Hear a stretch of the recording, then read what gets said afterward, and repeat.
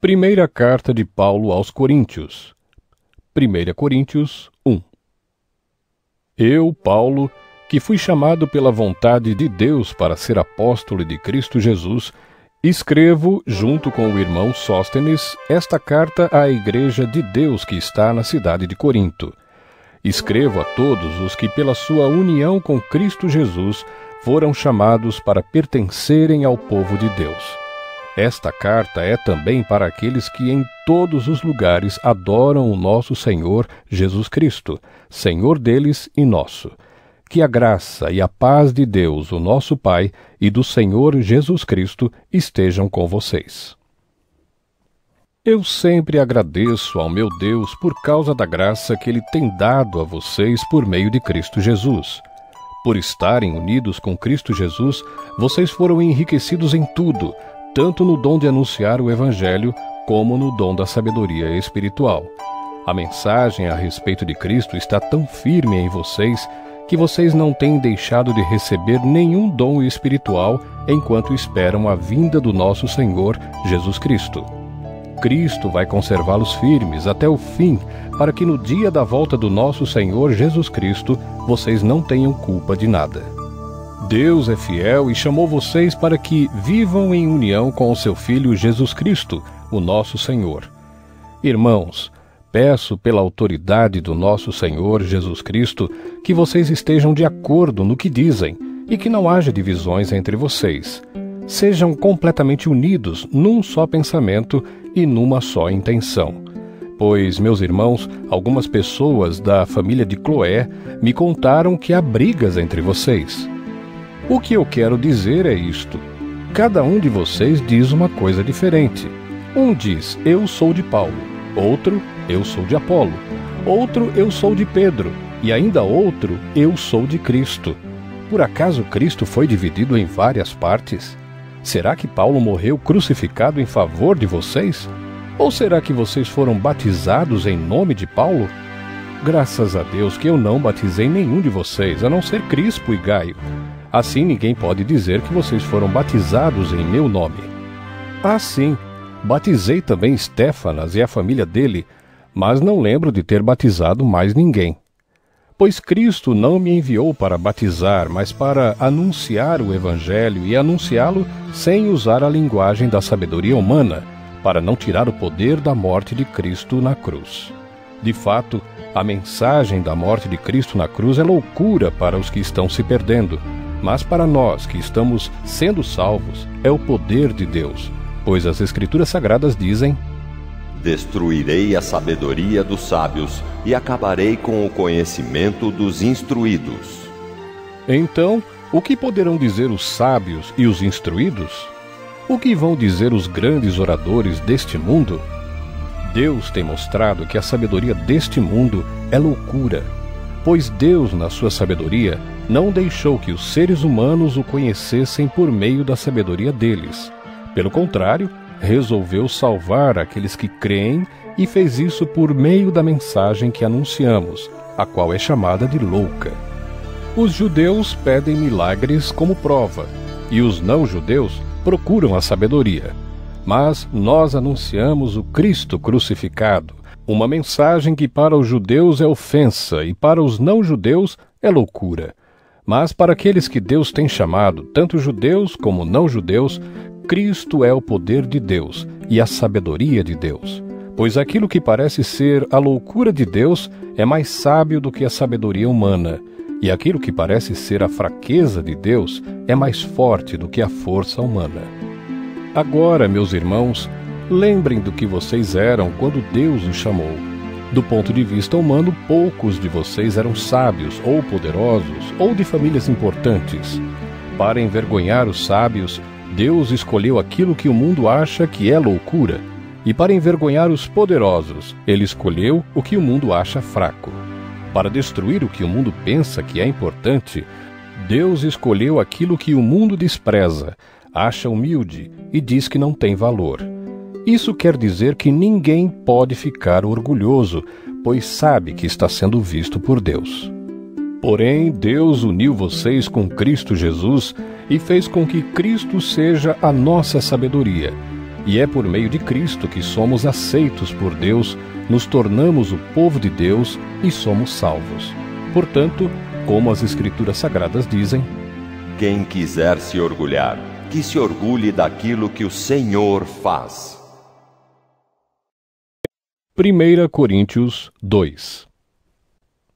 Meus irmãos, quando fui anunciar a vocês a verdade secreta de Deus, não usei muitas palavras nem grande sabedoria, porque quando estive com vocês, resolvi esquecer tudo a não ser Jesus Cristo e principalmente a sua morte na cruz. Quando visitei vocês, eu estava fraco e tremia de medo. O meu ensinamento e a minha mensagem não foram dados com a linguagem da sabedoria humana, mas com provas firmes do poder do Espírito de Deus. Portanto, a fé que vocês têm não se baseia na sabedoria humana, mas no poder de Deus. Porém, para os que são espiritualmente maduros, anunciamos uma mensagem de sabedoria, mas não é de uma sabedoria deste mundo, nem a dos poderes que o governam e que estão perdendo o seu poder. A sabedoria que anunciamos é a sabedoria secreta de Deus, escondida dos seres humanos, a sabedoria que o próprio Deus, antes mesmo da criação do mundo, já havia escolhido para a nossa glória. Nenhum dos poderes que agora governam o mundo conheceu essa sabedoria, pois se a tivessem conhecido, não teriam crucificado o glorioso Senhor. Porém, como dizem as Escrituras Sagradas: o que ninguém nunca viu nem ouviu, e o que jamais alguém pensou que podia acontecer, foi isso o que Deus preparou para aqueles que o amam. Mas foi a nós que Deus, por meio do Espírito, revelou o seu segredo. O Espírito Santo examina tudo, até mesmo os planos mais profundos e escondidos de Deus. Quanto ao ser humano, somente o Espírito que está nele é que conhece tudo a respeito dele. E quanto a Deus, somente o seu próprio Espírito conhece tudo a respeito dele. Não foi o Espírito deste mundo que nós recebemos, mas o Espírito mandado por Deus para que possamos entender tudo o que Deus nos tem dado. Portanto, quando falamos, nós usamos palavras ensinadas pelo Espírito de Deus e não palavras ensinadas pela sabedoria humana. Assim explicamos as verdades espirituais aos que são espirituais. Mas quem não tem o Espírito de Deus não pode receber os dons que vêm do Espírito, e de fato nem mesmo pode entendê-los. Essas verdades são loucura para essa pessoa, porque o sentido delas só pode ser entendido de modo espiritual. A pessoa que tem o Espírito Santo pode julgar o valor de todas as coisas, porém ela mesma não pode ser julgada por ninguém. Como dizem as Escrituras Sagradas, quem pode conhecer a mente do Senhor? Quem é capaz de lhe dar conselhos? Mas nós pensamos como Cristo pensa. 1 Coríntios 3. Na verdade, irmãos, eu não pude falar com vocês como costumo fazer com as pessoas que têm o Espírito de Deus.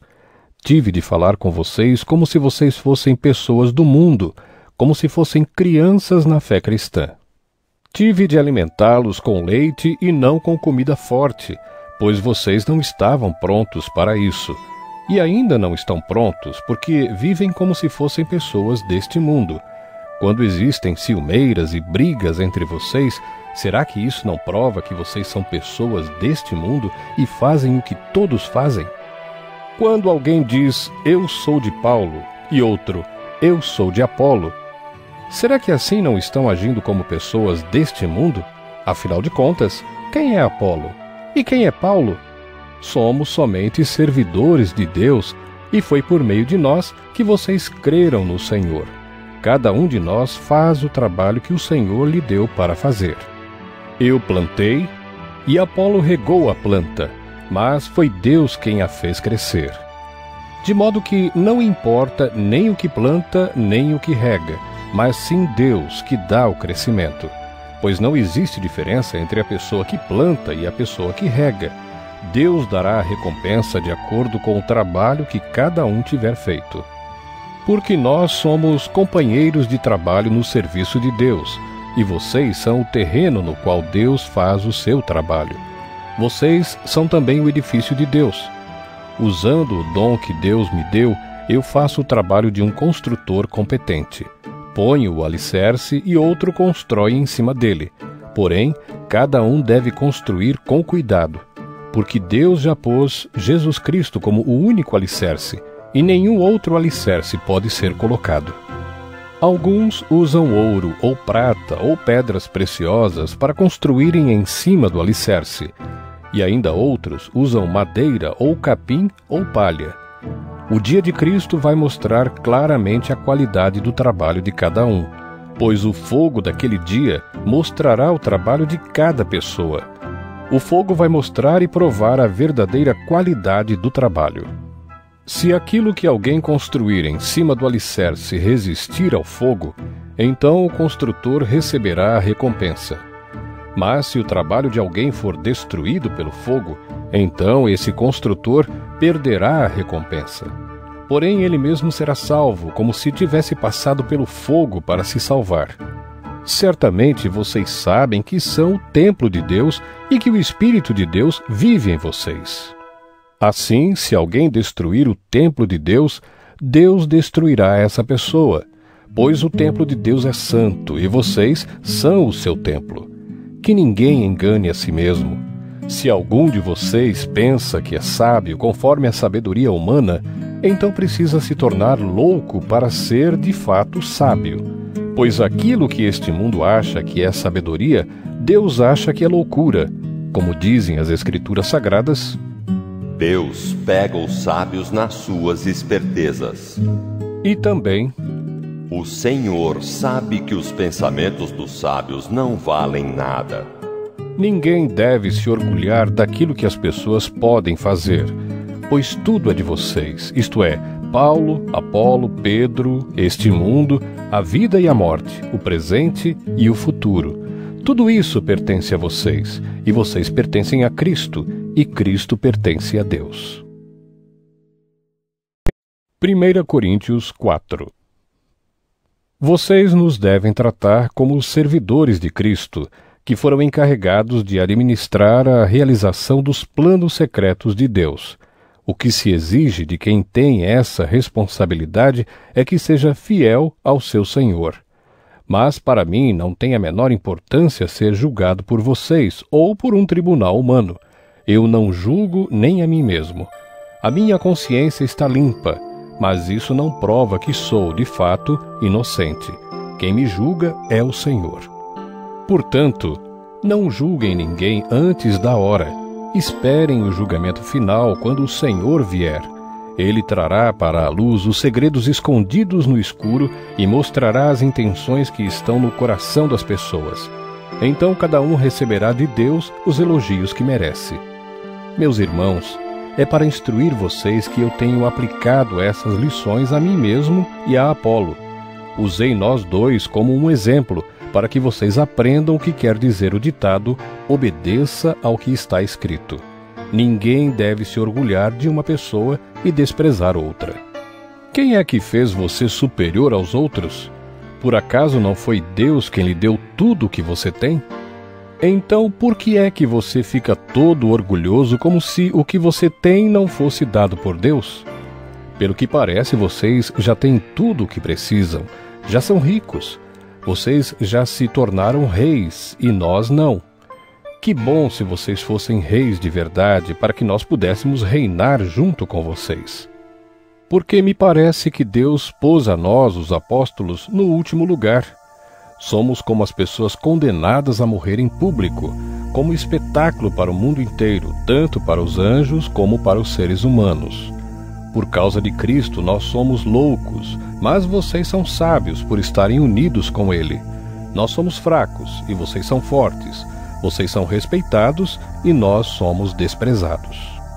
Até agora temos passado fome e sede. Temos nos vestido com trapos, temos recebido bofetadas e não temos lugar certo para morar. Temos nos cansado de trabalhar para nos sustentar. Quando somos amaldiçoados, nós abençoamos.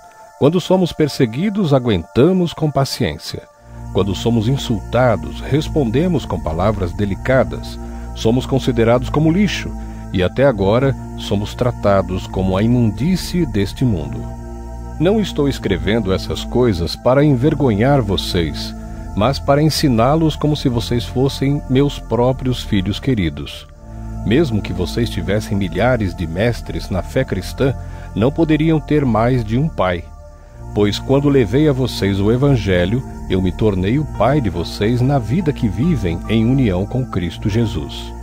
Portanto, eu peço que sigam o meu exemplo. Por isso, estou enviando para vocês Timóteo, que é meu querido e fiel filho no Senhor. Ele vai ajudá-los a lembrarem dos caminhos que sigo na nova vida que tenho em união com Cristo Jesus, caminhos esses que ensino em todas as igrejas. Alguns de vocês ficaram orgulhosos, certos de que eu não iria visitá-los. Porém, se o Senhor quiser, eu vou visitá-los logo. Então vou saber o que esses orgulhosos são capazes de fazer e não somente o que eles são capazes de dizer. Pois o reino de Deus não é coisa de palavras, mas de poder. O que é que vocês preferem? Que eu vá até vocês com um chicote ou com o coração cheio de amor e bondade? 1 Coríntios 5. Agora estão dizendo que há entre vocês uma imoralidade sexual tão grande que nem mesmo os pagãos seriam capazes de praticar. Fiquei sabendo que certo homem está tendo relações com a própria madrasta. Como é que vocês podem estar tão orgulhosos? Pelo contrário, vocês deviam ficar muito tristes e expulsar do meio de vocês quem está fazendo uma coisa dessas. Quanto a mim, ainda que não esteja presente aí pessoalmente, estou com vocês em espírito, e agindo como se eu estivesse aí, já julguei, pela autoridade do nosso Senhor Jesus, o homem que está fazendo essa coisa horrível. Quando vocês se reunirem, estarei com vocês em espírito.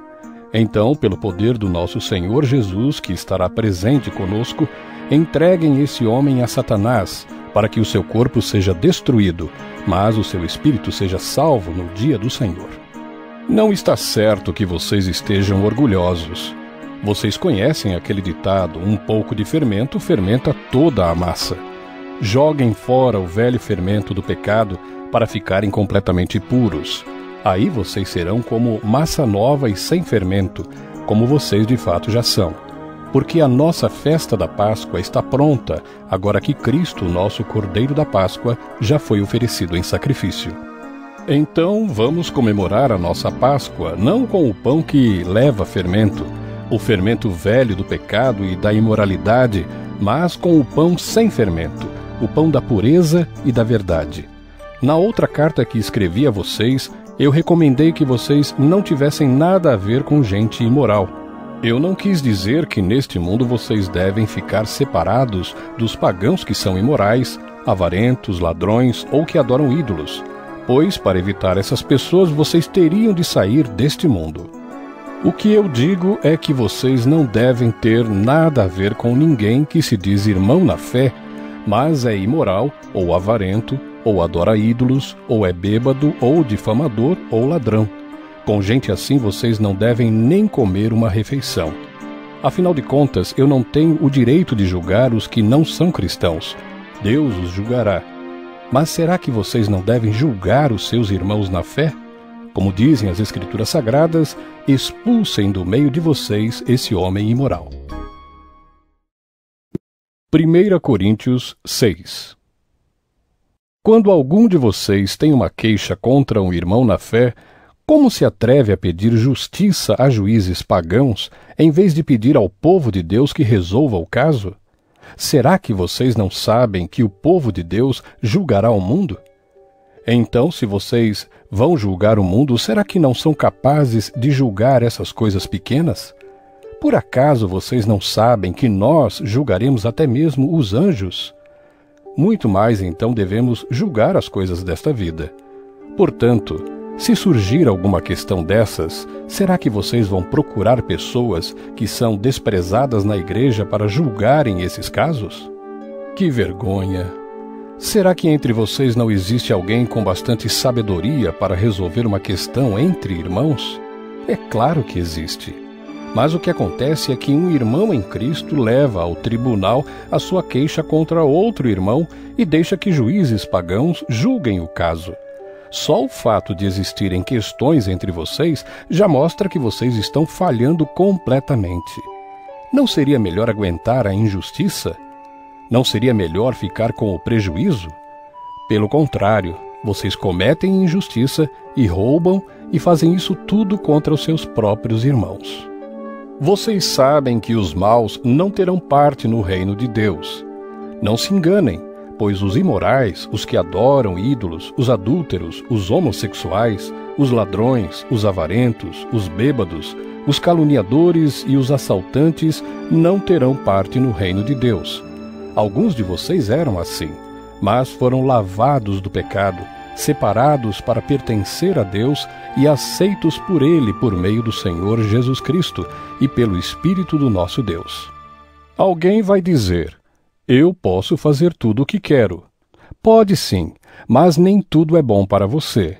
Eu poderia dizer: posso fazer qualquer coisa, mas não vou deixar que nada me escravize. Outro vai dizer: o alimento existe para o estômago e o estômago existe para o alimento. Sim, mas Deus acabará com os dois. O nosso corpo não existe para praticar a imoralidade, mas para servir o Senhor, e o Senhor cuida do nosso corpo. Pelo seu poder, Deus ressuscitou o Senhor e também nos ressuscitará a nós. Será que vocês não sabem que o corpo de vocês faz parte do corpo de Cristo? Será que eu vou pegar uma parte do corpo de Cristo e fazer com que ela seja parte do corpo de uma prostituta? É claro que não. Ou será que vocês não sabem que o homem que se une com uma prostituta se torna uma só pessoa com ela? As Escrituras Sagradas afirmam: os dois se tornam uma só pessoa. Porém, quem se une com o Senhor se torna espiritualmente uma só pessoa com Ele. Fujam da imoralidade sexual. Qualquer outro pecado que alguém comete não afeta o corpo, mas a pessoa que comete imoralidade sexual peca contra o seu próprio corpo. Será que vocês não sabem que o corpo de vocês é o templo do Espírito Santo que vive em vocês e lhes foi dado por Deus? Vocês não pertencem a vocês mesmos, mas a Deus, pois Ele os comprou e pagou o preço. Portanto, usem o seu corpo para a glória dele. 1 Coríntios 7. Agora vou tratar dos assuntos a respeito dos quais vocês me escreveram. Vocês dizem que o homem faz bem em não casar. Mas eu digo, já que existe tanta imoralidade sexual, cada homem deve ter a sua própria esposa e cada mulher o seu próprio marido. O homem deve cumprir o seu dever como marido e a mulher também deve cumprir o seu dever como esposa. A esposa não manda no seu próprio corpo, quem manda é o seu marido. Assim também o marido não manda no seu próprio corpo, quem manda é a sua esposa. Que os dois não se neguem um ao outro a não ser que concordem em não ter relações por algum tempo a fim de se dedicar à oração. Mas depois devem voltar a ter relações, a fim de não caírem nas tentações de Satanás, por não poderem se dominar. Não digo isso como uma ordem, mas como uma sugestão. Realmente eu gostaria que todos fossem como eu. Porém, cada um tem o dom que Deus lhe deu.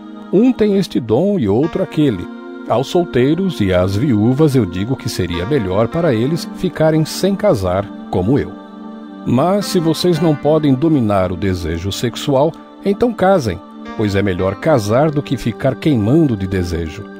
Para os que já estão casados, tenho um mandamento que não é meu, mas do Senhor, que a mulher não se separe do seu marido.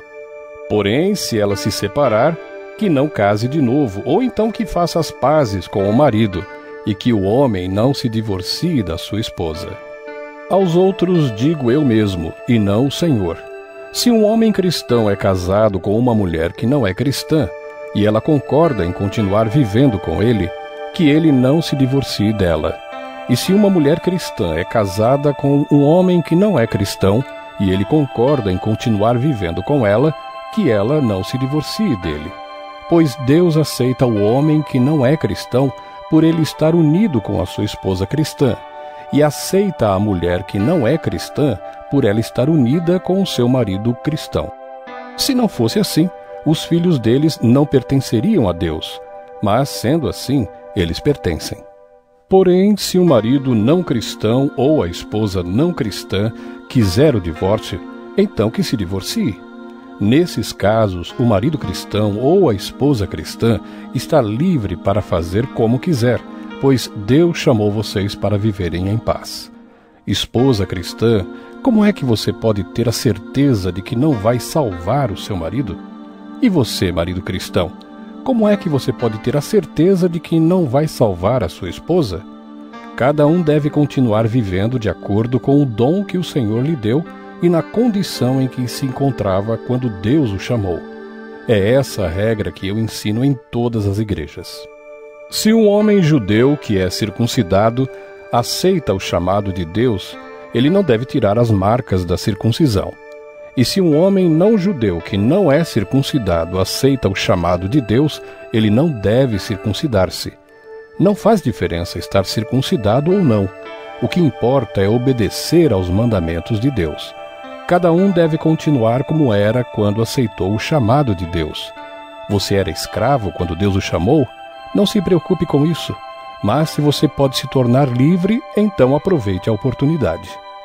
Pois o escravo que foi chamado pelo Senhor é agora um homem livre que pertence ao Senhor. Assim também o homem livre que foi chamado por Cristo é escravo de Cristo. Deus comprou vocês por um preço. Portanto, não se tornem escravos de seres humanos. Irmãos, cada um deve continuar na presença de Deus assim como era quando Deus o chamou. Para os solteiros, eu não tenho nenhum mandamento do Senhor. Porém, dou a minha opinião como uma pessoa que, pela misericórdia do Senhor, merece confiança. Por causa dos tempos difíceis em que vivemos, eu penso que é melhor para o homem ficar como está. Você tem esposa? Então não procure se separar dela. Você é solteiro? Então não procure esposa. Porém, se você casar, não estará cometendo pecado. E se uma moça solteira casar, também não estará cometendo pecado. Mas eu gostaria de poupar vocês dos problemas de cada dia que terão na vida de casados. Irmãos, o que eu quero dizer é isto: não nos resta muito tempo, e daqui em diante os casados devem viver como se não tivessem casado. Os que choram, como se não estivessem chorando. Os que estão rindo, como se não estivessem rindo. Os que compram, como se não fosse deles aquilo que compraram. Os que tratam das coisas deste mundo, como se não estivessem ocupados com elas. Pois este mundo, como está agora, não vai durar muito. Eu quero livrá-los de preocupações.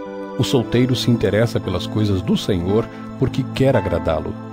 Mas o homem casado se interessa pelas coisas deste mundo porque quer agradar a sua esposa. E por isso é puxado para duas direções diferentes. Quanto às mulheres, tanto as viúvas quanto as solteiras, elas estão interessadas nas coisas do Senhor porque querem se dedicar de corpo e alma a Ele. Mas a mulher casada se interessa pelas coisas deste mundo porque quer agradar o marido. Eu estou dizendo isso porque quero ajudá-los. Não estou querendo obrigar ninguém a nada. Pelo contrário, quero que façam o que é direito e certo e que se entreguem ao serviço do Senhor com toda a dedicação. Aos que ficaram noivos, mas resolveram não casar mais, eu digo o seguinte: se o rapaz sente que assim não está agindo certo com a sua noiva e acha que a sua paixão por ela ainda é muito forte e que devem casar, então que casem. Não existe pecado nisso. Mas, se pelo contrário, o rapaz não se sente na obrigação de casar, se está mesmo resolvido a ficar solteiro e se é capaz de dominar a sua vontade e já resolveu o que deve fazer, então faz bem em não casar com a moça. Assim, quem casa faz bem, mas quem não casa faz melhor ainda. A mulher não está livre enquanto seu marido estiver vivo. Caso o marido morra, ela fica livre para casar com quem quiser, contanto que case com um cristão. Porém, ela será mais feliz se ficar como está. Essa é a minha opinião e eu acho que também tem o Espírito de Deus. 1 Coríntios 8. Agora vou tratar do problema dos alimentos oferecidos aos ídolos. Na verdade, como se diz, todos nós temos conhecimento. Porém, esse tipo de conhecimento enche a pessoa de orgulho, mas o amor nos faz progredir na fé. A pessoa que pensa que sabe alguma coisa ainda não tem a sabedoria que precisa, mas quem ama a Deus é conhecido por Ele. Quanto a comer alimentos que tenham sido oferecidos aos ídolos, nós sabemos que um ídolo representa alguma coisa que realmente não existe.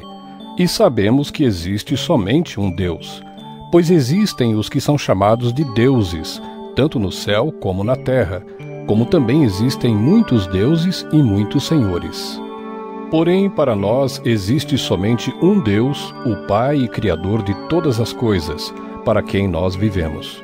E existe somente um Senhor, que é Jesus Cristo, por meio de quem todas as coisas foram criadas e por meio de quem nós existimos.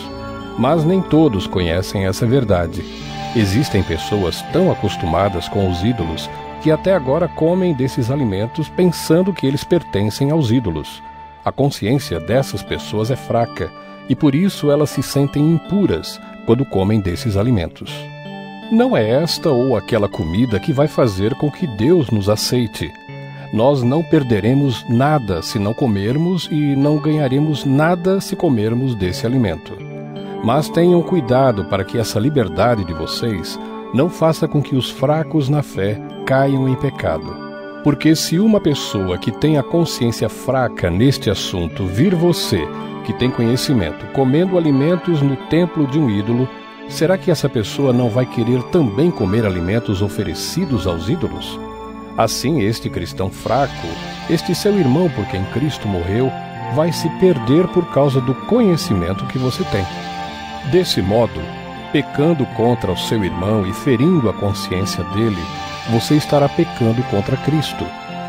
Portanto, se o alimento faz com que o meu irmão peque, nunca mais vou comer carne, a fim de que eu não seja a causa do pecado dele.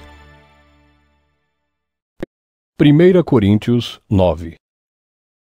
Será que eu não sou um homem livre? Por acaso não sou um apóstolo? Será que eu não vi Jesus, o nosso Senhor?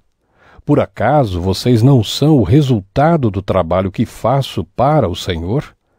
Mesmo que outros não me aceitem como apóstolo, vocês me aceitam. Vocês mesmos, pelo fato de estarem unidos com o Senhor, são a prova de que sou um apóstolo. Quando as pessoas me criticam, eu me defendo dizendo assim: será que eu não tenho o direito de receber comida e bebida pelo meu trabalho? Será que nas minhas viagens eu não tenho o direito de levar comigo uma esposa cristã, como fazem os outros apóstolos, os irmãos do Senhor Jesus e também Pedro? Ou será que Barnabé e eu somos os únicos que temos de trabalhar para nos sustentar?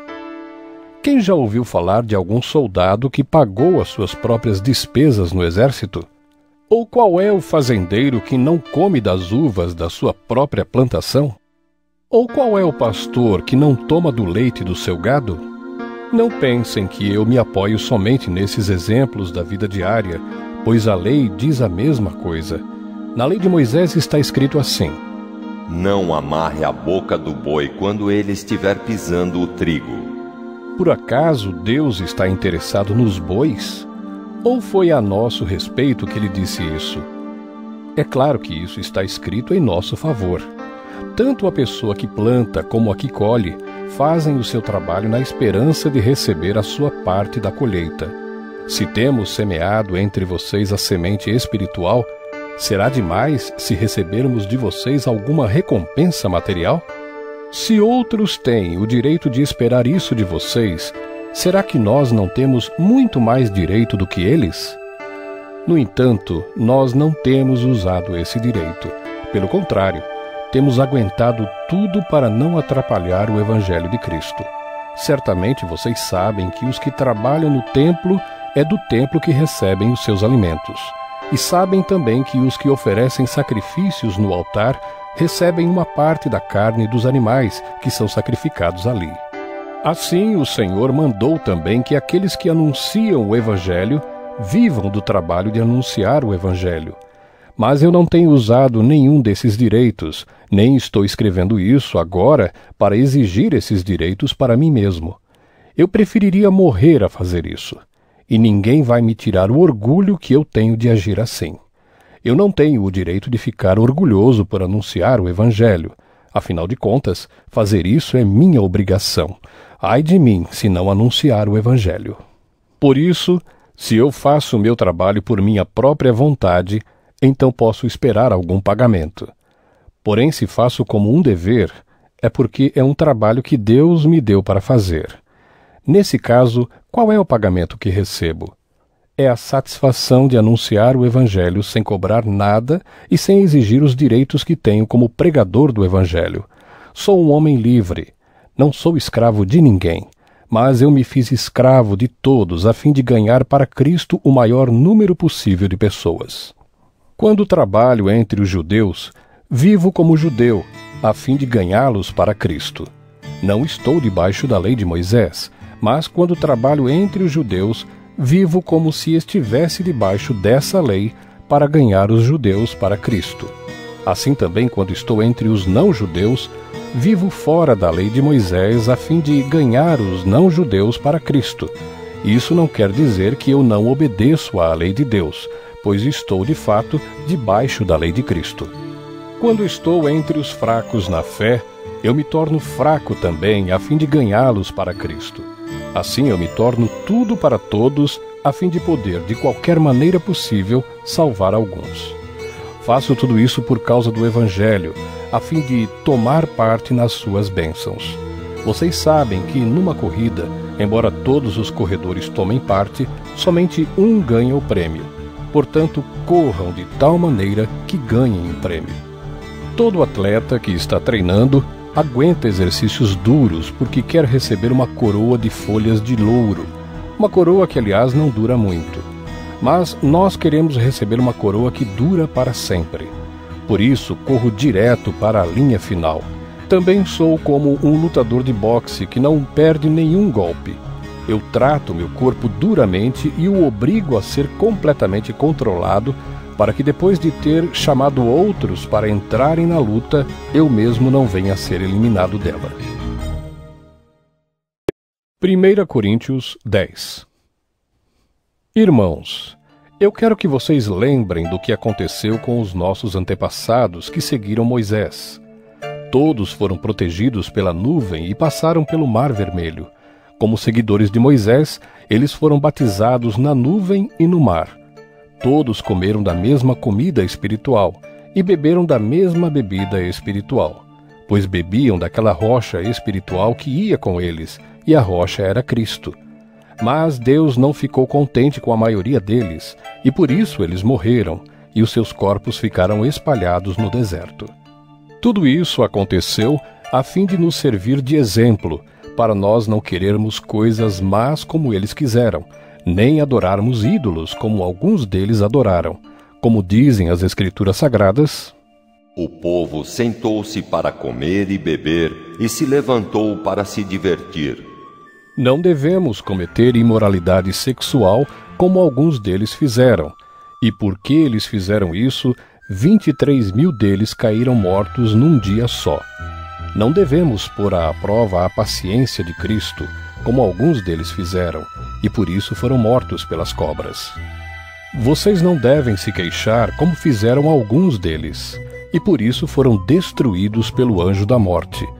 Tudo isso aconteceu com os nossos antepassados, a fim de servir de exemplo para os outros, e aquelas coisas foram escritas a fim de servirem de aviso para nós, pois estamos vivendo no fim dos tempos. Portanto, aquele que pensa que está de pé, é melhor ter cuidado para não cair. As tentações que vocês têm de enfrentar são as mesmas que os outros enfrentam. Mas Deus cumpre a sua promessa e não deixará que vocês sofram tentações que vocês não têm forças para suportar. Quando uma tentação vier, Deus dará forças a vocês para suportá-la, e assim vocês poderão sair dela. Por isso, meus queridos amigos, fujam da adoração de ídolos. Eu falo com vocês como com pessoas que têm capacidade para entender o que estou afirmando. Julguem vocês mesmos o que eu estou dizendo. Pensem no cálice pelo qual damos graças a Deus na ceia do Senhor. Será que quando bebemos desse cálice não estamos tomando parte no sangue de Cristo? E quando partimos e comemos o pão, não estamos tomando parte no corpo de Cristo? Mesmo sendo muitos, todos comemos do mesmo pão, que é um só, e por isso somos um só corpo. Pensem no povo de Israel. Aqueles que comem as coisas oferecidas em sacrifícios tomam parte juntos no sacrifício que é oferecido a Deus no altar. O que é que eu quero dizer com isso? Que o ídolo ou o alimento que é oferecido a ele tem algum valor? É claro que não. O que estou dizendo é que aquilo que é sacrificado nos altares pagãos é oferecido aos demônios e não a Deus. E eu não quero que vocês tomem parte nas coisas dos demônios. Vocês não podem beber do cálice do Senhor e também do cálice dos demônios. Vocês não podem comer na mesa do Senhor e também na mesa dos demônios.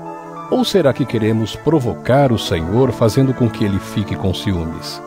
Por acaso vocês pensam que somos mais fortes do que ele? Alguns dizem assim: podemos fazer tudo o que queremos. Sim, mas nem tudo é bom. Podemos fazer tudo o que queremos, mas nem tudo é útil. Ninguém deve buscar os seus próprios interesses, e sim os interesses dos outros. Vocês podem comer de tudo o que se vende no açougue, sem terem nenhuma dúvida de consciência, pois como dizem as Escrituras Sagradas, a terra e tudo o que nela existe pertencem ao Senhor. Se alguém que não é cristão convidá-los para comer e vocês resolverem ir, comam o que for posto na frente de vocês e não façam perguntas por motivo de consciência. Mas se alguém disser a vocês: esta comida foi oferecida aos ídolos, neste caso não comam, por causa daquele que disse isso e também por motivo de consciência. Não estou falando da sua própria consciência, mas da consciência do outro. Mas alguém pode perguntar: por que é que a minha liberdade deve ser diminuída pela consciência dos outros? Se eu agradeço a Deus o alimento que como, por que é que sou criticado se já o agradeci a Deus? Portanto, quando vocês comem ou bebem ou fazem qualquer outra coisa, façam tudo para a glória de Deus. Vivam de tal maneira que não prejudiquem os judeus, nem os não-judeus, nem a Igreja de Deus. Façam como eu. Procuro agradar a todos em tudo o que faço, não pensando no meu próprio bem, mas no bem de todos, a fim de que eles possam ser salvos. 1 Coríntios 11. Sigam o meu exemplo como eu sigo o exemplo de Cristo. Eu os elogio porque vocês sempre lembram de mim e seguem as instruções que eu passei para vocês.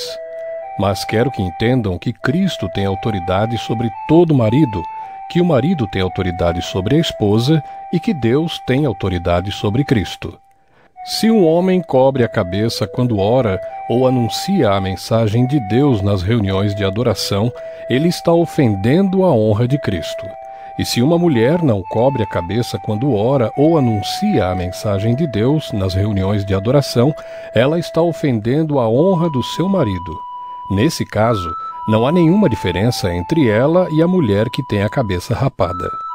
Se a mulher não cobre a cabeça, então é melhor que ela corte o cabelo de uma vez. Já que é vergonhoso para a mulher rapar a cabeça ou cortar o cabelo, então ela deve cobrir a cabeça. O homem não precisa cobrir a cabeça, pois ele reflete a imagem e a glória de Deus. Mas a mulher reflete a glória do homem, pois o homem não foi feito da mulher, mas a mulher foi feita do homem. O homem não foi criado por causa da mulher, mas sim a mulher por causa do homem. Portanto, por causa dos anjos, a mulher deve pôr um véu na cabeça para mostrar que está debaixo da autoridade do marido. No entanto, por estarmos unidos com o Senhor, nem a mulher é independente do homem, nem o homem é independente da mulher. Porque assim como a mulher foi feita do homem, assim também o homem nasce da mulher. E tudo vem de Deus. Julguem vocês mesmos. Será que é certo que, num culto de adoração, a mulher ore a Deus sem estar com a cabeça coberta? Pois a própria natureza ensina que o cabelo comprido é uma desonra para o homem, Mas para a mulher o cabelo comprido é motivo de orgulho. O cabelo foi dado a ela para lhe servir de véu. Mas se alguém quer discutir sobre esse assunto, o que eu posso dizer é que nem nós, nem as igrejas de Deus, temos outro costume nas reuniões de adoração. Nas instruções que agora vou dar a vocês, eu não posso elogiá-los, pois as suas reuniões de adoração fazem mais mal do que bem. Para começar, me contaram que nessas reuniões há grupos de pessoas que estão brigando, e eu creio que em parte isso é verdade. Não há dúvida de que é preciso haver divisões entre vocês para que fique claro quem são os que estão certos. Quando vocês se reúnem, não é a ceia do Senhor que vocês comem, pois na hora de comer, cada um trata de tomar a sua própria refeição, e assim, enquanto uns ficam com fome, outros chegam até a ficar bêbados. Por acaso vocês não têm as suas próprias casas onde podem comer e beber? Ou será que preferem desprezar a igreja de Deus e envergonhar os que são pobres? O que é que vocês esperam que eu lhes diga? Querem que os elogie? É claro que não vou elogiá-los, porque eu recebi do Senhor este ensinamento que passei para vocês, que o Senhor Jesus, na noite em que foi traído, pegou o pão e deu graças a Deus. Depois partiu o pão e disse: Isto é o meu corpo, que é entregue em favor de vocês. Façam isto em memória de mim. Assim também, depois do jantar, ele pegou o cálice e disse: Este cálice é a nova aliança feita por Deus com o seu povo, aliança que é garantida pelo meu sangue. Cada vez que vocês beberem deste cálice, façam isso em memória de mim. De maneira que cada vez que vocês comem deste pão e bebem deste cálice, estão anunciando a morte do Senhor até que ele venha. Por isso, aquele que comer do pão do Senhor ou beber do seu cálice, de modo que ofenda a honra do Senhor, estará pecando contra o corpo e o sangue do Senhor. Portanto, que cada um examine a sua consciência e então coma do pão e beba do cálice. Pois a pessoa que comer do pão ou beber do cálice sem reconhecer que se trata do corpo do Senhor, estará sendo julgada ao comer e beber para o seu próprio castigo. É por isso que muitos de vocês estão doentes e fracos, e alguns já morreram. Se examinássemos primeiro a nossa consciência, nós não seríamos julgados pelo Senhor. Mas somos julgados e castigados pelo Senhor para não sermos condenados junto com o mundo. Portanto, meus irmãos, quando vocês se reunirem para a ceia do Senhor, esperem uns pelos outros. E se alguém estiver com fome, que coma em casa, para que Deus não castigue vocês por causa dessas reuniões. Os outros assuntos eu resolverei quando chegar aí. 1 Coríntios 12. Meus irmãos, quero que vocês saibam a verdade a respeito dos dons que o Espírito Santo dá.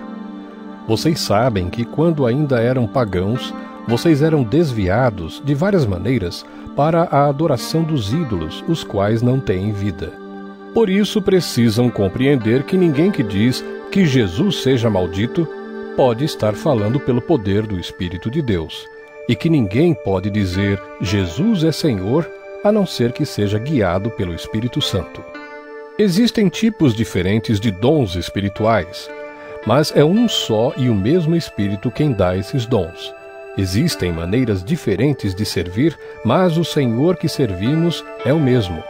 Há diferentes habilidades para realizar o trabalho, mas é o mesmo Deus quem dá a cada um a habilidade para fazê-lo. Para o bem de todos, Deus dá a cada um alguma prova da presença do Espírito Santo.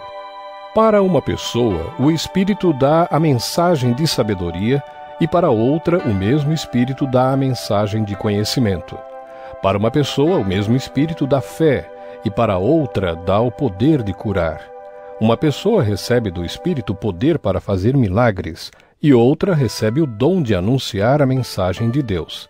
Ainda outra pessoa recebe a capacidade para saber a diferença entre os dons que vêm do Espírito e os que não vêm dele. Para uma pessoa, o Espírito dá a capacidade de falar em línguas estranhas, e para outra, ele dá a capacidade de interpretar o que essas línguas querem dizer. Porém, é um só e o mesmo Espírito quem faz tudo isso. Ele dá um dom diferente para cada pessoa conforme ele quer. Cristo é como um corpo, o qual tem muitas partes. E todas as partes, mesmo sendo muitas, formam um só corpo.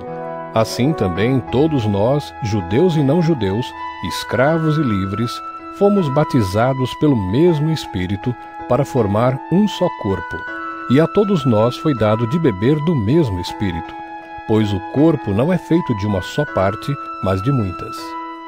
Se o pé disser, já que não sou mão, não sou do corpo, nem por isso deixa de ser do corpo. Se o ouvido disser, já que não sou olho, não sou do corpo, nem por isso deixa de ser do corpo. Se o corpo todo fosse olho, como poderíamos ouvir? E se o corpo todo fosse ouvido, como poderíamos cheirar? Assim Deus colocou cada parte diferente do corpo conforme ele quis. Se o corpo todo fosse uma parte só, não existiria corpo. De fato existem muitas partes, mas um só corpo. Portanto, o olho não pode dizer para a mão, eu não preciso de você. E a cabeça não pode dizer para os pés, não preciso de vocês. O fato é que as partes do corpo que parecem ser as mais fracas são as mais necessárias, e aquelas que achamos menos honrosas são as que tratamos com mais honra. E as partes que parecem ser feias recebem um cuidado especial que as outras mais bonitas não precisam. Foi assim que Deus fez o corpo, dando mais honra às partes menos honrosas. Desse modo, não existe divisão no corpo, mas todas as suas partes têm o mesmo interesse umas pelas outras. Se uma parte do corpo sofre, todas as outras sofrem com ela. Se uma é elogiada, todas as outras se alegram com ela. Pois bem, vocês são o corpo de Cristo, e cada um é uma parte desse corpo. Na igreja, Deus pôs tudo no lugar certo. Em primeiro lugar, os apóstolos. Em segundo, os profetas. E em terceiro, os mestres. Em seguida pôs os que fazem milagres. Depois, os que têm o dom de curar, ou de ajudar, ou de liderar, ou de falar em línguas estranhas. Nem todos são apóstolos, ou profetas, ou mestres. Nem todos têm o dom de fazer milagres, nem de curar doenças, nem de falar em línguas estranhas, nem de explicar o que essas línguas querem dizer. Por isso, se esforcem para ter os melhores dons. Porém, eu vou mostrar a vocês o caminho que é o melhor de todos. 1 Coríntios 13. Eu poderia falar todas as línguas que são faladas na terra e até no céu, mas se não tivesse amor, as minhas palavras seriam como o som de um gongo ou como o barulho de um sino. Poderia ter o dom de anunciar mensagens de Deus, ter todo o conhecimento, entender todos os segredos e ter tanta fé que até poderia tirar as montanhas do seu lugar. Mas se não tivesse amor, eu não seria nada. Poderia dar tudo o que tenho e até mesmo entregar o meu corpo para ser queimado. Mas se eu não tivesse amor, isso não me adiantaria nada. Quem ama é paciente e bondoso. Quem ama não é ciumento, nem orgulhoso, nem vaidoso. Quem ama não é grosseiro, nem egoísta, não fica irritado, nem guarda mágoas. Quem ama não fica alegre quando alguém faz uma coisa errada, mas se alegra quando alguém faz o que é certo. Quem ama nunca desiste, porém suporta tudo com fé, esperança e paciência. O amor é eterno. Existem mensagens espirituais, porém elas durarão pouco. Existe o dom de falar em línguas estranhas, mas acabará logo. Existe o conhecimento, mas também terminará. Pois os nossos dons de conhecimento e as nossas mensagens espirituais são imperfeitos. Mas quando vier o que é perfeito, então o que é imperfeito desaparecerá. Quando eu era criança, falava como criança, sentia como criança e pensava como criança. Agora que sou adulto, parei de agir como criança. O que agora vemos é como uma imagem imperfeita num espelho embaçado, mas depois veremos face a face. Agora o meu conhecimento é imperfeito, mas depois conhecerei perfeitamente, assim como sou conhecido por Deus. Portanto, agora existem estas 3 coisas: a fé, a esperança e o amor. Porém, a maior delas é o amor. 1 Coríntios 14. Portanto, esforcem-se para ter amor. Procurem também ter dons espirituais, especialmente o de anunciar a mensagem de Deus. Quem fala em línguas estranhas fala a Deus e não às pessoas, pois ninguém o entende. Pelo poder do Espírito Santo, ele diz verdades secretas. Porém, quem anuncia a mensagem de Deus fala para as pessoas, ajudando-as e dando-lhes coragem e consolo. Quem fala em línguas estranhas ajuda somente a si mesmo, mas quem anuncia a mensagem de Deus ajuda a igreja toda. Eu gostaria que vocês todos falassem em línguas estranhas, mas gostaria ainda mais que tivessem o dom de anunciar a mensagem de Deus. Porque quem anuncia a mensagem de Deus tem mais valor do que quem fala em línguas estranhas, a não ser que esteja ali alguém que possa interpretar o que está sendo dito, para que toda a igreja seja ajudada espiritualmente. Por isso, irmãos, quando eu os visitar, que proveito vocês terão se eu lhes falar em línguas estranhas? É claro que nenhum, a não ser que leve a vocês alguma revelação de Deus ou algum conhecimento, ou alguma mensagem inspirada, ou algum ensinamento. Por exemplo, além da voz humana, existem os instrumentos musicais, como a flauta e a harpa. Se os sons não saírem com toda a clareza, como poderá alguém saber o que está sendo tocado em um ou outro desses instrumentos? Se quem toca a corneta não der um som bem claro, quem se preparará para a batalha? Assim também, como é que os outros vão entender o que vocês estão dizendo se a mensagem por meio de línguas estranhas não for clara? Vocês estariam falando para o vento. No mundo há muitas línguas diferentes, mas cada uma faz sentido. Porém, se eu não entendo a língua na qual alguém está falando comigo, então quem fala essa língua é estrangeiro para mim, e eu sou um estrangeiro para ele.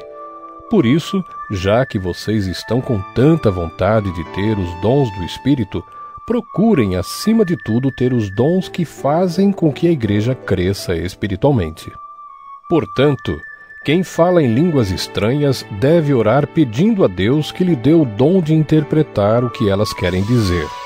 Porque se eu orar em línguas estranhas, o meu espírito de fato estará orando, mas a minha inteligência não tomará parte nisso. O que vou fazer então? Vou orar com o meu espírito, mas também vou orar com a minha inteligência. Vou cantar com o meu espírito, mas também vou cantar com a minha inteligência. Se você dá graças a Deus em línguas estranhas, como é que uma pessoa simples que estiver na reunião poderá dizer amém à oração de agradecimento que você fez? Ela não vai conseguir entender nada do que você está dizendo. Mesmo que a sua oração seja muito boa, essa pessoa não receberá nenhuma ajuda. Eu agradeço a Deus porque falo em línguas estranhas muito mais do que vocês. Porém, nas reuniões da igreja, prefiro dizer 5 palavras que possam ser entendidas, para assim ensinar os outros, do que dizer milhares de palavras em línguas estranhas. Irmãos, não pensem como crianças. Sejam como crianças para o que é mal, mas sejam adultos no seu modo de pensar. Nas Escrituras Sagradas está escrito: por meio de pessoas que falam em línguas estranhas, eu falarei a este povo, diz o Senhor. Falarei por meio de lábios estrangeiros, mas assim mesmo o meu povo não me dará atenção. Portanto, o dom de falar em línguas estranhas é um sinal de Deus para os descrentes e não para os cristãos. Mas o dom de anunciar a mensagem de Deus é um sinal para os cristãos e não para os descrentes. Imaginem que a igreja esteja reunida e todos comecem a falar em línguas estranhas. Se chegarem ali algumas pessoas simples ou descrentes, será que não vão dizer que vocês estão loucos? Mas se todos estiverem anunciando mensagens de Deus e entrar ali um descrente ou alguém que seja simples, ele vai ouvir o que vocês estão dizendo e se convencer do seu pecado, e ele será julgado pelo que ouvir. Os seus pensamentos secretos serão revelados, e ele vai se ajoelhar e adorar a Deus, dizendo: Deus está mesmo no meio de vocês. Portanto, meus irmãos, o que é que deve ser feito?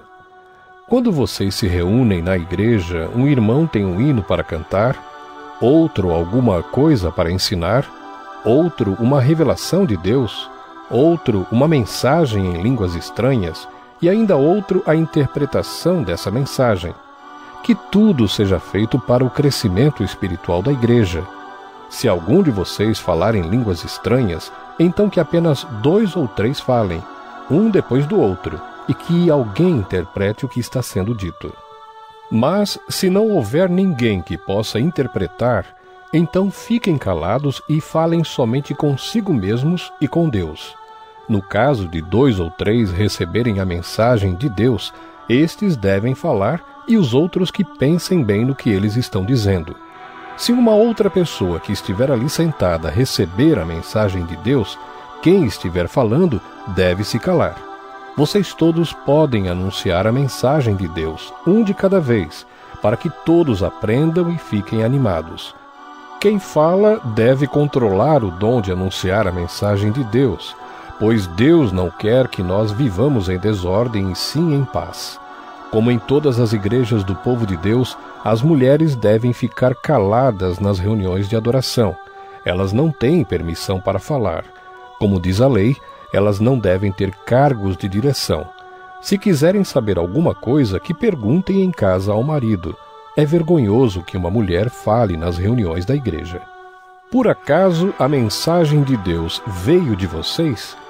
Ou será que veio somente para vocês? Se alguém pensa que é mensageiro de Deus ou que tem algum dom espiritual, deve saber que o que estou escrevendo é mandamento do Senhor. Mas se alguém não der atenção a isso, que ninguém dê atenção a essa pessoa. Assim, meus irmãos, procurem sempre anunciar a mensagem de Deus, mas não proíbam que se falem em línguas estranhas. Portanto, façam tudo com decência e ordem. 1 Coríntios 15. Agora, irmãos, quero que lembrem do evangelho que eu anunciei a vocês, o qual vocês aceitaram e no qual continuam firmes.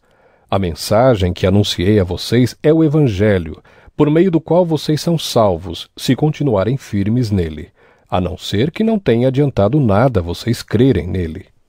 Eu passei para vocês o ensinamento que recebi e que é da mais alta importância. Cristo morreu pelos nossos pecados, como está escrito nas Escrituras Sagradas. Ele foi sepultado e no 3º dia foi ressuscitado, como está escrito nas Escrituras. E apareceu a Pedro e depois aos 12 apóstolos. Depois apareceu de uma só vez a mais de 500 seguidores, dos quais a maior parte ainda vive, mas alguns já morreram. Em seguida apareceu a Tiago e mais tarde a todos os apóstolos. Por último, depois de todos, ele apareceu também a mim, como para alguém nascido fora de tempo. De fato, eu sou o menos importante dos apóstolos, e até nem mereço ser chamado de apóstolo, pois persegui a igreja de Deus. Mas, pela graça de Deus, sou o que sou, e a graça que ele me deu não ficou sem resultados. Pelo contrário, eu tenho trabalhado muito mais do que todos os outros apóstolos. No entanto, não sou eu quem tem feito isso, e sim a graça de Deus que está comigo. Assim, não importa se a mensagem foi entregue por mim ou se foi entregue por eles. O importante é que foi isso que todos nós anunciamos, e foi nisso que vocês creram. Se a nossa mensagem é que Cristo foi ressuscitado, como é que alguns de vocês dizem que os mortos não vão ressuscitar? Se não existe a ressurreição de mortos, então quer dizer que Cristo não foi ressuscitado. E se Cristo não foi ressuscitado, nós não temos nada para anunciar e vocês não têm nada para crer. E mais ainda, nesse caso estaríamos mentindo contra Deus, porque afirmamos que ele ressuscitou Cristo. Mas se é verdade que os mortos não são ressuscitados, então Deus não ressuscitou Cristo. Porque se os mortos não são ressuscitados, Cristo também não foi ressuscitado. E se Cristo não foi ressuscitado, a fé que vocês têm é uma ilusão, e vocês continuam perdidos nos seus pecados. Se Cristo não ressuscitou, os que morreram crendo nele estão perdidos. Se a nossa esperança em Cristo só vale para esta vida, nós somos as pessoas mais infelizes deste mundo. Mas a verdade é que Cristo foi ressuscitado, e isso é a garantia de que os que estão mortos também serão ressuscitados. Porque assim como por meio de um homem veio a morte, assim também por meio de um homem veio a ressurreição. Assim como por estarem unidos com Adão todos morrem, assim também por estarem unidos com Cristo todos ressuscitarão. Porém, cada um será ressuscitado na sua vez.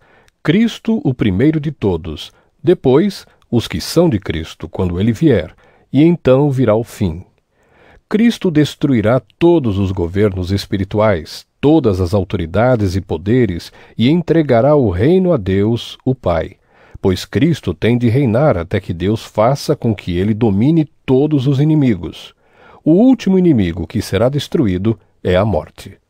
As Escrituras Sagradas dizem: Deus pôs todas as coisas debaixo do domínio dele. É claro que dentro das palavras todas as coisas não está o próprio Deus, que põe tudo debaixo do domínio de Cristo. Mas, quando tudo for dominado por Cristo, então o próprio Cristo, que é o Filho, se colocará debaixo do domínio de Deus, que pôs todas as coisas debaixo do domínio dele. Então, Deus reinará completamente sobre tudo. Pensem agora nas pessoas que são batizadas em favor dos mortos. O que é que elas esperam conseguir? Se os mortos não são ressuscitados, por que é que essas pessoas se batizam em favor deles? E quanto a nós, por que é que nos colocamos em perigo a toda hora? Irmãos, eu enfrento a morte todos os dias. Se afirmo isso, é pelo orgulho que tenho de vocês, pois estamos todos unidos com Cristo Jesus, o nosso Senhor. Aqui em Éfeso eu lutei contra inimigos como se lutasse contra animais selvagens. E se fiz isso somente por interesses humanos, o que foi que eu consegui com isso? Se é verdade que os mortos não são ressuscitados, façamos o que diz o ditado: comamos e bebamos, porque amanhã morreremos. Não se enganem. As más companhias estragam os bons costumes. Comecem de novo a viver uma vida séria e direita e parem de pecar. Para fazer com que vocês fiquem envergonhados, eu digo o seguinte: alguns de vocês não conhecem a Deus. Mas alguém perguntará: como é que os mortos são ressuscitados? Que tipo de corpo eles vão ter? Seu tolo! Quando você semeia uma semente na terra, ela só brota se morrer. E o que foi semeado é apenas uma semente, talvez um grão de trigo ou outra semente qualquer, e não o corpo já formado da planta que vai crescer. Deus dá a essa semente o corpo que Ele quer e dá a cada semente um corpo próprio. E a carne dos seres vivos não é toda do mesmo tipo. Os seres humanos têm um tipo de carne, os animais outro, os pássaros outro, e os peixes ainda outro. Há também corpos do céu e corpos da terra. Existe um tipo de beleza que pertence aos corpos celestes, e há outro que pertence aos corpos terrestres. O sol tem o seu próprio brilho, a lua outro brilho, e as estrelas têm um brilho diferente. E mesmo as estrelas têm diferentes tipos de brilho. Pois será assim quando os mortos ressuscitarem. Quando o corpo é sepultado, é um corpo mortal, mas quando for ressuscitado, será imortal. Quando ele é sepultado, é feio e fraco, mas quando for ressuscitado, será bonito e forte. Quando é sepultado, é um corpo material, mas quando for ressuscitado, será um corpo espiritual. É claro que se existe um corpo material, então tem de haver também um corpo espiritual. Porque as Escrituras Sagradas dizem: Adão, o primeiro homem, foi criado como ser vivo. Mas o último Adão, Jesus Cristo, é o Espírito que dá vida. Não é o espiritual que vem primeiro, mas sim o material. Depois é que vem o espiritual. O primeiro homem foi feito do pó da terra, o segundo veio do céu. Os que pertencem à terra são como aquele que foi feito do pó da terra. Os que pertencem ao céu são como aquele que veio do céu. Assim como somos parecidos com o homem feito do pó da terra, assim também seremos parecidos com o homem do céu. Meus irmãos, o que eu quero dizer é isto: o que é feito de carne e de sangue não pode ter parte no reino de Deus, e o que é mortal não pode ter a imortalidade. Escutem bem este segredo: nem todos vamos morrer, mas todos nós vamos ser transformados num instante, num abrir e fechar de olhos, quando tocar a última trombeta. Ela tocará, os mortos serão ressuscitados como seres imortais, e todos nós seremos transformados. Pois este corpo mortal precisa se vestir com o que é imortal. Este corpo que vai morrer precisa se vestir com o que não pode morrer. Assim, quando este corpo mortal se vestir com o que é imortal, quando este corpo que morre se vestir com o que não pode morrer, então acontecerá o que as Escrituras Sagradas dizem: a morte está destruída, a vitória é completa. Onde está, ó morte, a sua vitória? Onde está, ó morte, o seu poder de ferir? O que dá à morte o poder de ferir é o pecado, e o que dá ao pecado o poder de ferir é a lei. Mas agradeçamos a Deus que nos dá a vitória por meio do nosso Senhor Jesus Cristo. Portanto, queridos irmãos, continuem fortes e firmes, continuem ocupados no trabalho do Senhor, pois vocês sabem que todo o seu esforço nesse trabalho sempre traz proveito. 1 Coríntios 16. Agora vou tratar do dinheiro para ajudar o povo de Deus da Judéia. Façam o que eu disse às igrejas da província da Galácia. Todos os domingos, cada um de vocês separe e guarde algum dinheiro, de acordo com o que cada um ganhou. Assim não haverá necessidade de recolher ofertas quando eu chegar. Depois que chegar, eu enviarei com cartas de apresentação aqueles que vocês escolherem para levarem a oferta até Jerusalém. Se for conveniente que eu também vá, eles farão a viagem comigo. Eu visitarei vocês depois que tiver passado pela província da Macedônia, pois vou passar por lá. Pode ser que eu fique algum tempo com vocês, talvez todo o inverno, e assim vocês poderão me ajudar a continuar a minha viagem para onde quer que eu for. Pois eu não quero ver vocês apenas de passagem. Se o Senhor permitir, espero ficar bastante tempo com vocês. Resolvi ficar aqui em Éfeso até o dia de Pentecostes, pois encontrei aqui ótimas oportunidades para um grande e proveitoso trabalho, embora muita gente esteja contra mim. Se Timóteo chegar aí, façam tudo para que ele se sinta bem entre vocês, pois assim como eu, ele também está trabalhando para o Senhor. Não deixem que ninguém o despreze. Pelo contrário, vocês devem ajudá-lo a continuar a sua viagem em paz, a fim de que ele volte para cá, pois estou esperando que ele volte junto com os outros irmãos. Quanto ao irmão Apolo, tenho recomendado muitas vezes que vá visitar vocês com os outros irmãos, mas ele acha que não deve ir agora. Ele irá na primeira oportunidade. Estejam alertas, fiquem firmes na fé, sejam corajosos, sejam fortes.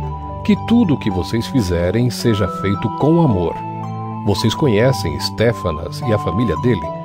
Vocês sabem que eles foram os primeiros cristãos convertidos na província da Acaia e que eles têm se dedicado ao serviço do povo de Deus. Peço a vocês, meus irmãos, que sigam a orientação deles e dos outros que os ajudam e trabalham com eles. Eu estou alegre com a vinda de Estéfanas, de Fortunato e de Acaico, pois eles fizeram o que vocês, por estarem ausentes, não podiam fazer. Eles me animaram muito e sei que animaram vocês também. Gente como essa merece elogios. As igrejas da província da Ásia mandam saudações. Áquila e a sua esposa Priscila e a igreja que se reúne na casa deles mandam saudações cristãs a vocês. Todos os irmãos daqui mandam saudações. Cumprimentem uns aos outros com um beijo de irmão. Escrevo isto com a minha própria mão. Saudações de Paulo. Quem não ama o Senhor, que seja amaldiçoado. Maranata. Vem nosso Senhor. Que a graça do nosso Senhor Jesus esteja com vocês, e que o meu amor esteja com todos vocês, pois estamos unidos com Cristo Jesus.